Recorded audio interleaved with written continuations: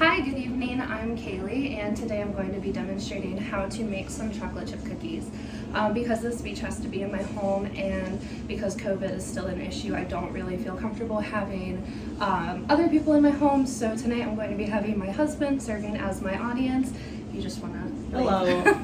I'm here. Yes, he's here. So speaking of COVID, everybody's a little on edge still, as is to be totally expected, and a lot of people have been finding new hobbies and rekindling old hobbies as ways to kind of cope and deal away from the stresses of life. So what better way to do that and to get a small dopamine rush through sugar than to bake some cookies? So that is why I've chosen this task for today. And the first thing that we need to do is we need to make sure we have a good recipe. I usually use a family recipe, but today, for the sake of simplicity, I'm going to be using the recipe from Oh My Sugar High. And it's a very simple one because this is a task that does not take a ton of practice to complete and to do well. It's always also very methodical and relaxing. So the first thing that we need to do, now that I found my recipe, I've already preheated my oven to 350 degrees and washed my hands. I've also prepped my ingredients and measured them out just to save some time. So first we're going to start by mixing the sugar and the wet ingredients.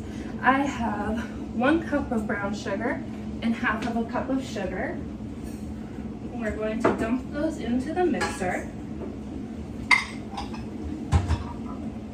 Next, we're going to use 3/4 of a cup of shortening, and I generally choose the generic, but a lot of people prefer the name brand, which is Crisco. This is just Kroger's version. Now that we've got both of those in there, we're going to use 1 teaspoon of Madagascar vanilla. You can also use imitation vanilla, and if you don't have a nut allergy, a lot of people like almond extract as well. And the last wet ingredient is going to just be 2 eggs. We're going to dump these into the mixer and get it started mixing. I prefer to use my stand mixer, but you can also use a hand mixer if that's what you have, and if you don't have access to either of those, you can use a whisk and a whole lot of muscle. So now that that's going, we're going to mix our dry ingredients. I've already measured out 2 1/4 cups of white flour. And we've got a teaspoon of salt and a teaspoon of baking soda. Now I'm going to take my whisk. You can sift this if you'd like them to be a little fluffier, but in the name of time, I'm just going to whisk them today.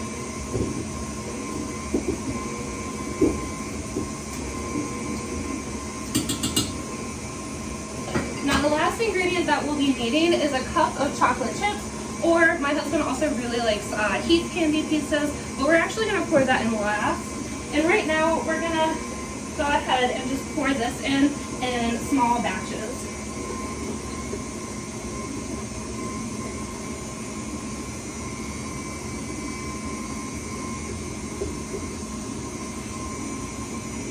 That mess is okay. It will be cleaned up later.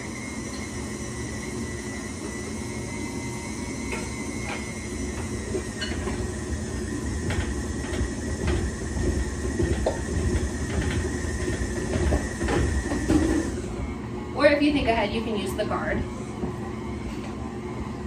I have my cup of chocolate chips. That's the last thing that I'm going to put in. And I did turn the power down just a little bit because once the batter gets mixed up this much, we don't want to over mix it.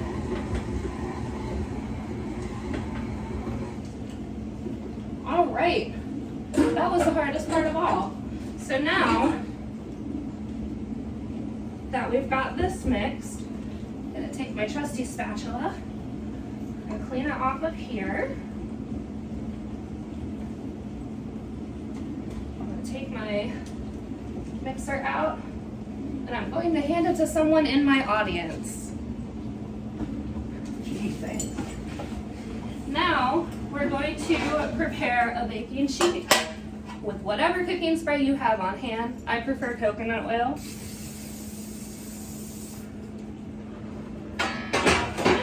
that's prepared, we're going to start forming our cookies. This is one of the last steps, and it's also super easy. You just want to take 2 to 4 tablespoons of dough, and I prefer to use a cookie scoop because it makes it a lot simpler, but you can also just take the dough, measure it out, and roll it in your hands to form a ball. So as we do this, we're going to take some care to measure them out.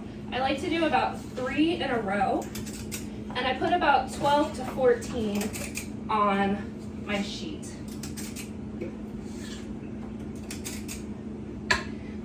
And I will finish that in a little bit. So it is as simple as that. As soon as this is done, the hardest part is just waiting. You put it in the oven and you cook it for 12 to 18 minutes. I personally like to do it for 14 because it makes it crispy, but it's still light and fluffy. And then as soon as it is finished baking, you pull the cookies out of the oven, let them sit on that baking sheet for about 5 minutes so that they can form up, because they are going to be a little bit mushy. And as soon as they are firm enough to move, I generally tend to move them to a wire cookie sheet just so that they can cool off even more. And after that, they go into my cookie jar, and I throw in a piece of bread. And I highly recommend that step because it will keep your cookies fresh and moist. And that is all you have to do to make a batch of cookies.